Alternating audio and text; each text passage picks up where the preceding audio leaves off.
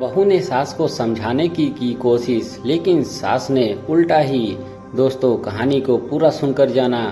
Mummy जी माना कि बेटियों को देने से बरकत होती है, लेकिन बेटियों तो को भी अपनी हैसियत के अनुसार ही देना चाहिए। भला यह क्या बात हुई कि बेटियों के घर भरने के लिए बेटे पर बोझ डाल दिया जाए। बहू अनु ने कहा, बहू तुझे तो मेरी बेटी खटकती है। अरे तेरे मायके का लाया हुआ सामान थोड़ी ना देती हूँ, मैं तो अपने बेटे की कमाई ही में से दे रही हूँ। अपनी बहन बेटी को जितना देगा उतना ही उसके पास लौट कर भी आएगा। लेकिन तुम आजकल की लड़कियों को समझ में आए तब ना।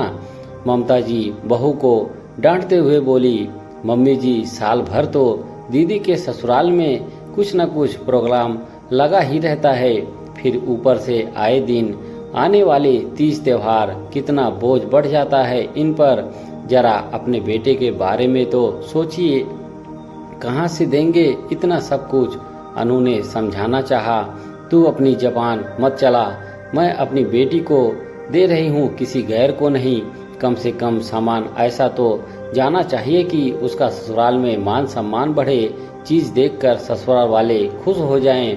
ममता जी ने कहा, मम्मी जी ससुराल में मान सम्मान कहाँ चीजों से बढ़ता है, वो तो बहू के संस्कारों और उसके काम से होता है।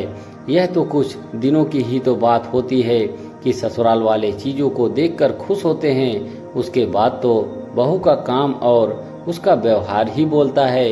अनु ने कहा, हाँ तू तो रहने ही दे, तेरी समझाइश तेरे पास ही रख, अकल तो ढेले भर की नहीं है और मुझे समझाने चली।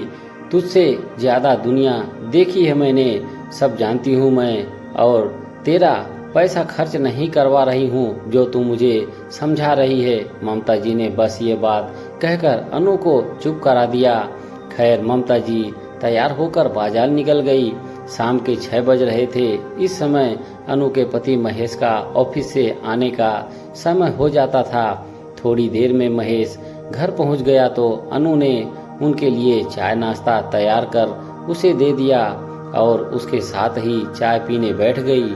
सिर्फ 2 कप चाय देखकर महेश ने पूछा, सिर्फ 2 कप चाय, मम्मी कहाँ है? बाजार गई हैं, दीदी के यहाँ जो सामान भेजना है वो खरीदने के लिए।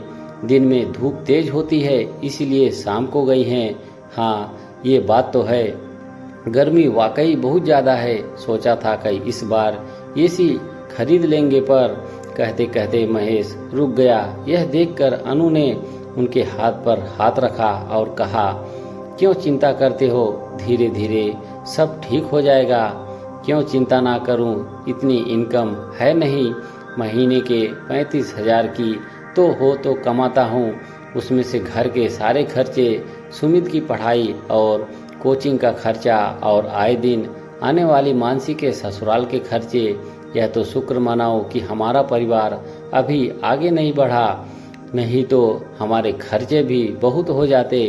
क्यों चिंता करते हो सुमित भैया का, अभी तो 2 साल का कोर्स ही बाकी रह गया है, इसके बाद तो वो इंजीनियर बन ही जाएंगे, तो कम से कम घर की स्थिति में कुछ तो सुधार होगा। इसके बाद हम भी हमारा परिवार भी आगे बढ़ा लेंगे। अनु ने महेश को हौसला देते हुए कहा, तुझे मुझे सुमित से उम्मीद कम है, कम से कम वो पढ़ लिख कर अपने पैरों पर खड़ा हो जाएगा तो घर की स्थिति में काफ़ी सुधार हो जाएगा, नहीं तो मम्मी कुछ समझती ही नहीं है। अब देखो ना, मानसी के ससुराल सामान देने के लिए भी मैं कर्जा लेकर आया हूँ, उसके सास ससुर की एनिवर्सरी है तो उन दोनों को गिफ्ट दे सकते थे, लेकिन मम्मी तो मानसी के पूरे परिवार को कपड़े देने को तैयार हो रही है। महेश ने चाय पीते हुए कहा, तो आप मना क्यों नहीं कर देते हो, एक बार स्ट्रिक्टली मना कर दो तो मम्मी जी आगे कुछ बोलेंगी ही नहीं। अनु ने कहा, मना किया था ना परसों, मम्मी ने कितना हंगामा किया था, याद नहीं तुम्हें? सारा इल्जाम तुम पर ही लगा दिया कि तुमने ही मुझे सिखाया होगा। महेश ने अनु की तरफ देखकर कहा। अनु उसके आगे कुछ कह नहीं पाई। सही तो कह रहा था महेश, कई बार उसने ममता जी को मना किया तो ममता जी ने हमेशा हंगामा कर दिया था। और हर बार इल्ज़ाम सीधा सीधा अनु पर लगाया था कि यही मना करती है, इसे मेरी बेटी को देना सुहाता नहीं है। आखिरकार अपनी मम्मी को हंगामा करते देखकर महेश कहीं से भी पैसे का बंदोबस्त करके लाकर दे ही देता। खैर तब तक सुमित भी घर पर आ गया था। उसने अनु और महेश की सारी बातें सुन ली पर कहा कुछ नहीं। अनु ने फटाफट खाना बनाया। दोनों भाई अभी खाना खाने बैठे ही थे कि तब तक ममता जी भी शॉपिंग करके आ गई।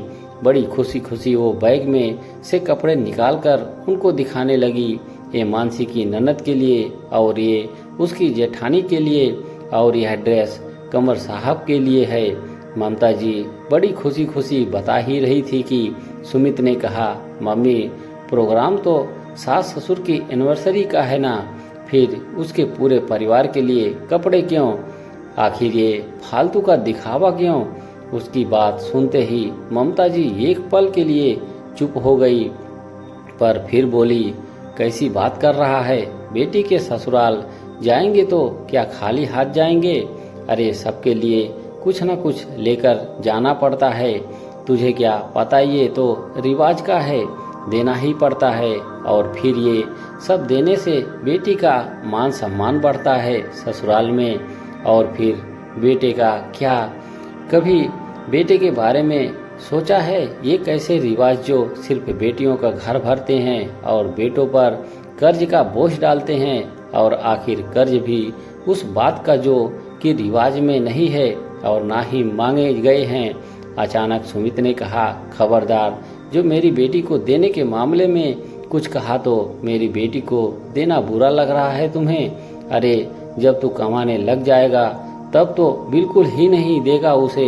याद रख, बहन बेटियों को देने से बरकत होती है।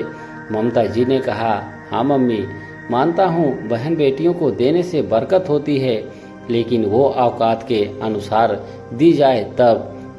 कर्जा लेकर देने से सिर्फ कर्जा ही बढ़ता है, बरकत नहीं बढ़ती। देना है तो रिवाज का दोना, मना थोड़ी ना कर रहे हैं। ये दिखावे के चक्कर में बेटों पर बोझ डालकर ये तो गलत है ना। अभी तो ले आए हो आप, सामान दे दो, लेकिन अगली बार से अगर जबरदस्ती की आपने तो फिर भैया जवाब नहीं देगा, मैं जवाब दूंगा आपको। आखिर अरविंद वर्मा का कड़ा रुख देखकर ममता जी ज़्यादा कुछ बोल नहीं पाई। सही भी है, कई बार जो बातें बड़े विनम्रता के कारण नहीं समझा पाते, उन्हें छोटे अपनी जिद से समझा देते हैं। दोस्तों, कहानी अच्छी लगी हो तो एक लाइक ज़रूर करें। धन्यवाद।